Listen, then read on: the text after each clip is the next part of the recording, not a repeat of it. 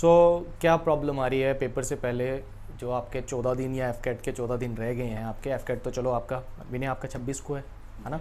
सो क्या प्रॉब्लम क्या है, जो मेन चीज़ आपको इस टाइम पे लग रहा है कि हमारे को प्रॉब्लम आ रही है? सर थोड़ा सा अंडर प्रेशर आ गई और हैंडल नहीं हो पा रहा है, चीज़ें पकड़ में नहीं आ रही कि कौन सी चीज़ उठाए, क्योंकि सिलेबस बहुत ज़्यादा है। ठीक है। और सर कि अब इस टाइम पे हम टाइम को कैसे मैनेज करें, रिवीजन्स कैसे दें? क्योंकि नहीं, हमारा- पहले मुझे ये चीज़ बताओ विनय, आपका फेवरेट सब्जेक्ट कौन सा जिसमें आपको लगता है कि आप ज़्यादा स्कोर कर सकते हो? रीजनिंग है, ओके। और आपका? सर मैथ्स और रीजनिंग। मैथ्स और रीजनिंग। अभी हम एफकेट की बात कर रहा हूँ मैं, ठीक है ना। एफकेट में आपका कितना, देखो एफकेट में क्या आपको पता है, चार सब्जेक्ट आने आपके, और आपके पास 2 घंटे हैं। अगर आप जनरली किसी भी पेपर को देखते हो तो उसमें क्या आता है, आपका 1 घंटा दिया जाता है और उसमें आपको 60 मिनट्स में 100 क्वेश्चन दिए जाते हैं। यहाँ पे आपको 2 घंटे में 100 क्वेश्चन दे रहे हैं, तो मतलब we have the enough time. तो यहाँ पे सबसे इंपॉर्टेंट क्या है कि आपका सबसे पहला सेक्शन क्या होना चाहिए, वो स्ट्रांग होना चाहिए। अब आपका मैथ है, रीजनिंग है, इंग्लिश है या जीएस है। अब अगर आप एफकेट कर रहे हो ना, तो मेरे हिसाब से आपका सबसे पहला स्ट्रांग पॉइंट आपका रीजनिंग होना चाहिए, कि आपको 25 क्वेश्चन जो हैं वो रीजनिंग के आने ही हैं। देन आपका रीजनिंग के बाद आपका इंग्लिश और आपका जीएस होना चाहिए। बिकॉज 1.5 आवर या आपको 1 घंटा या 40 आप लगा सकते हो कि 1 आवर में या आप 70 या 80 मिनट्स में आप अपना ख़त्म कर दीजिए किसको, रीजनिंग को और इंग्लिश को, जीएस को ख़त्म कर दोगे। जब इनको ख़त्म कर दोगे देन आप मैथ्स को आराम से करो। ये उस बच्चे के लिए जिसका मैथ्स, उसको ऐसा लगता है कि यार मेरा मैथ्स जो है वो वीक है। अगर आपका मैथ्स वीक है तो उसको आखिरी में करो और इनफ टाइम दो। क्योंकि अगर आप कैलकुलेशंस पे, अगर आपको लगता है कि कैलकुलेशंस आपकी अच्छी नहीं है, अगर आपको लगता है कि मेरे को यह टाइम लगता है, तो इनफ टाइम देते हैं। अगर आप 2x2 लिख के भी करोगे तो आप कम से कम 20 में से 15 क्वेश्चन करके आओगे। बस आपकी राइट अप्रोच होनी चाहिए और आपको ये पता होना चाहिए कि कौन सा क्वेश्चन जो है वो मेरा किस तरीके से निकलेगा। आप सभी को पता है आपको प्रॉफिट एंड लॉस से क्वेश्चन आना है, CISI से क्वेश्चन आना है, रेशियो प्रपोर्शन से क्वेश्चन आना है, time and distance, time and work से आना है, बोर्ड एंड स्ट्रीम से आना है। इनको पहले कवर कब कर दो। हालांकि अभी आपका 26 को अगर पेपर है, जैसे विनय आपका 26 को है, तो जिसका 26 को पेपर है और पहली शिफ्ट है, तो पहली शिफ्ट में आपका पेपर, तो अब मैथ को रिवीजन नहीं देते आप, अब आपका हो चुका है। अगर आपको लगता है, अभी आप सिर्फ इंग्लिश और जीएस को दीजिए, इंग्लिश जीएस को जितना देंगे, और रात को बैठ के 1-1 घंटा या 1.5 घंटा जो है मैथ्स और रीजनिंग को सुबह शाम दे दो, जिससे आपकी प्रैक्टिस भी हो जाएगी।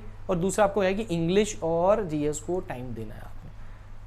क्लियर है, समझ में आया कि नहीं है ना। और दूसरी चीज़ आती है, अगर आपका मैथ स्ट्रांग है तो रीजनिंग और मैथ सबसे पहले होगा, बिकॉज वो फिक्स नंबर हो जाएंगे आपके। आपको टारगेट रखना है कम से कम 180 का।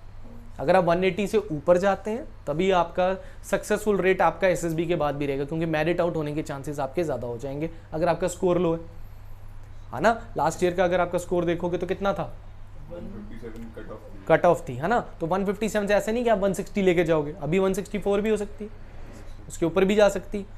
समझ में आ रही कि नहीं आ रही है? तो ये अबव भी जा सकती है आपके। तो इन चीज़ों को आपने ध्यान में रखना और डीमोरलाइज नहीं होना है। एक सेफ स्कोर 180 रहेगा उसके लिए। आप 180 पे रहिए, आप 180 लेके जाएंगे तभी आप 170-180 तक के बीच में रहेंगे। और अभी डीमोरलाइज नहीं होना। अभी अगर आप अपना मोराल डाउन करने लग जाओगे ना, तो मोराल आपका अप रहना चाहिए। अभी अगर अभी डाउन कर दोगे, पेपर के आखिरी में पूरी अच्छी तैयारी की और एंड में अपने ऊपर प्रेशर नहीं लेना। You want to become an officer, ये प्रेशर आपको हैंडल करना ही पड़ेगा।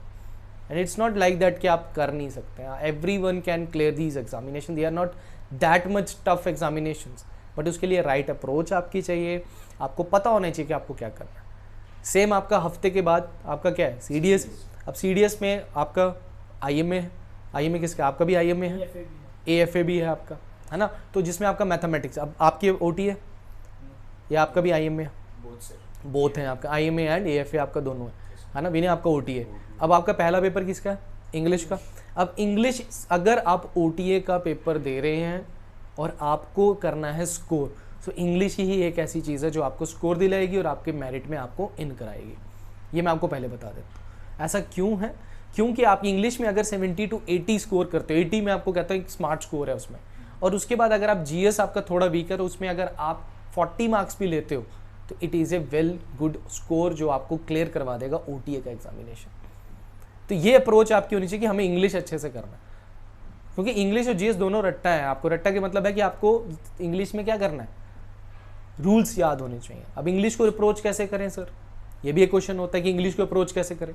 आप मुझे बताओ, इंग्लिश में सबसे इजी पार्ट क्या होता है, जिसमें करने के जो आंख बंद करके भी जाएगा वो कर लेगा उसके जंबल वर्ड्स जो आते हैं, passage, passage is the first, लिखा हुआ है आंसर वहां पर उसमें देना है।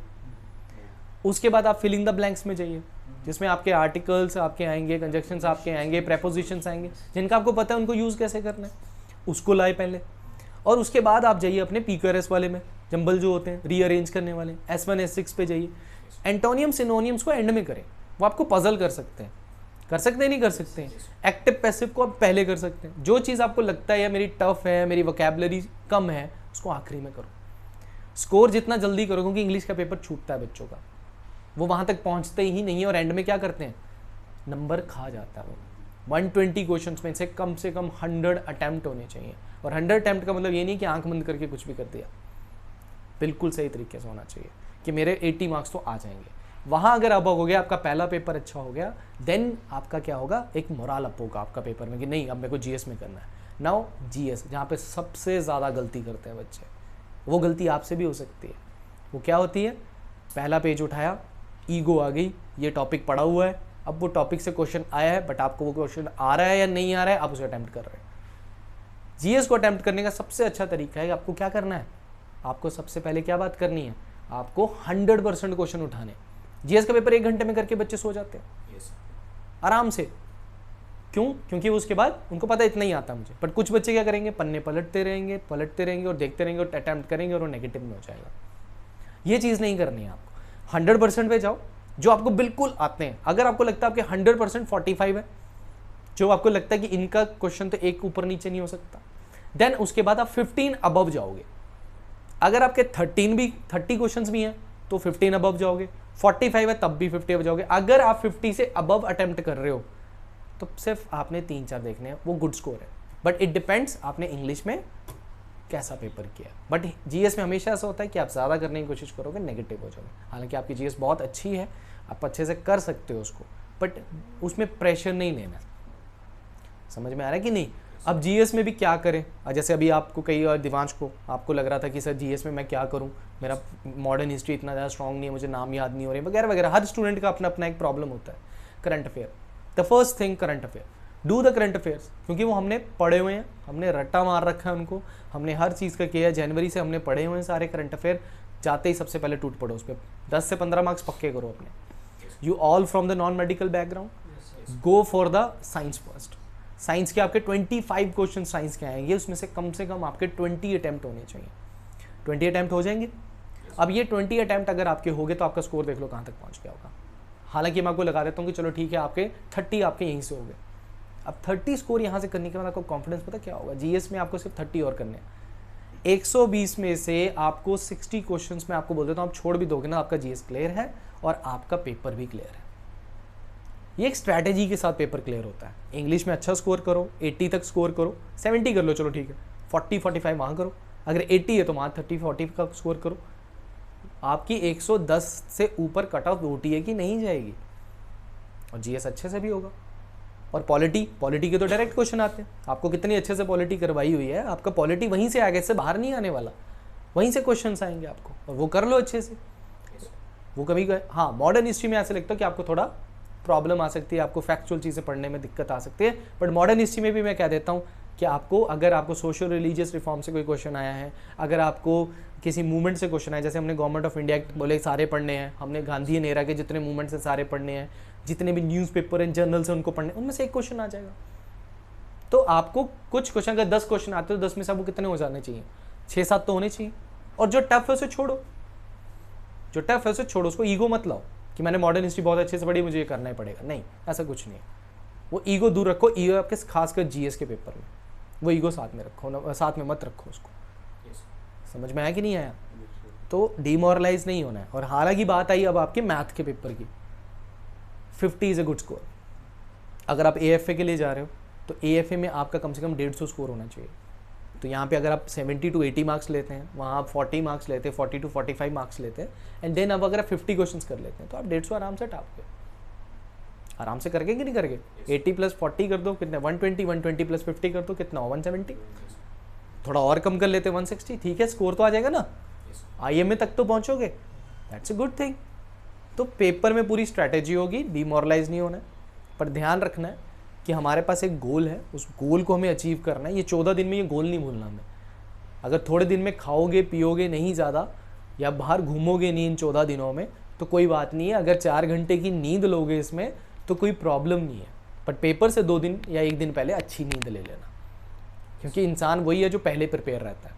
एग्ज़ाम तक जिसको टेंशन है या फिर उसका सिलेबस कंप्लीट नहीं हुआ तो उसकी तैयारी अच्छी से नहीं है, और आप लोगों की तैयारी बिल्कुल अच्छी है, आप अच्छे से कर सकते हो, घबराना नहीं है। If you have any problem regarding anything आप पर्सनली मेरे से बात कर सकते हो, बट ये प्रॉब्लम लेके रखना नहीं है अपने पास कि सर अभी मोरल डाउन हो रहा है, इतना सिलेबस है। अरे फौजी बनना है ना, तो फौजी बनने के लिए क्या चाहिए भाई? मोटिवेशन। आपको मोटिवेट रहना है, कॉन्फिडेंट रहना है। आपके नाम के आगे लेफ्टिनेंट क्यों लगाया जाए ये आप ही को प्रूव करना है। सारे पेपर दे रहे हैं ना, लेफ्टिनेंट किनके पास लगता है? 300-400 के साथ लेफ्टिनेंट लगता है, उनमें कुछ बात होती है, वो बात आप में है बट आपको जानने की जरूरत है बस। तो आपके नाम के आगे लेफ्टिनेंट क्यों लगाया जाए ये देख लेना भाई, पर्चा लगा लो अपने घर के पास कमरे के अंदर की that why anybody call me the lieutenant. वो आर्मी का रैंक जो है आपको वो कमाना पड़ेगा, उसके लिए कॉन्फिडेंट रहो। कभी भी कॉन्फिडेंस लूज होता है रिमेंबर दैट कि मुझे जाना कहाँ है, उस चीज़ पे मुझे पहुँचना है, तो उसके लिए मुझे सेक्रीफाइसेस देने पड़ेंगे। तो ये 14 दिन में अगर रगड़ा खा लिया तो सब कुछ हो जाएगा।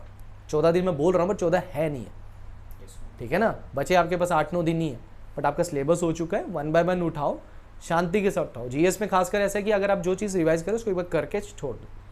ये मत सोचो यार याद है कि नहीं है, पेपर में सब ठीक होगा। बस करंट अफेयर्स को ध्यान में रखना, वो नहीं छूटने चाहिए। वो लड्डू पेड़े होते हैं क्लास में, उसमें पेपर में, और वो आपको करवाए गए हैं। जहाँ से बोला गया है, जो सोर्स बताया गया है उसी सोर्स को पढ़ो। 2 सोर्सेज बताए ना, उन दोनों से पढ़ो और ख़त्म करो, ठीक है। तो कोई और प्रॉब्लम होती है तो मुझे बता देना। जो आपने टेस्ट वगैरह लिए करंट अफेयर्स के, जो टेस्ट मैंने लिए हैं, आपके ऑब्जेक्टिव, आपके जो टेस्ट हैं वो तो छोड़ना ही मत। देखो 2 चीज़ें होती करंट अफेयर में, एक आपने पढ़े, दूसरे मैंने पूछे। आपने सोचा जो मैंने पढ़े वो तो आए नहीं, बट वो गए वेस्ट थोड़ी ना गए, वो गलती हमारी थोड़ी ना गई, वो पेपर में आ गया तो आपका पेपर तो सक्सेसफुल हो गया। तो यहाँ पे आपको मॉक टेस्ट देने का और ये टेस्ट देने का सिर्फ एक मकसद होता है, गलती जो करनी यहाँ कर लो, पेपर में नहीं होनी चाहिए। समझ गए?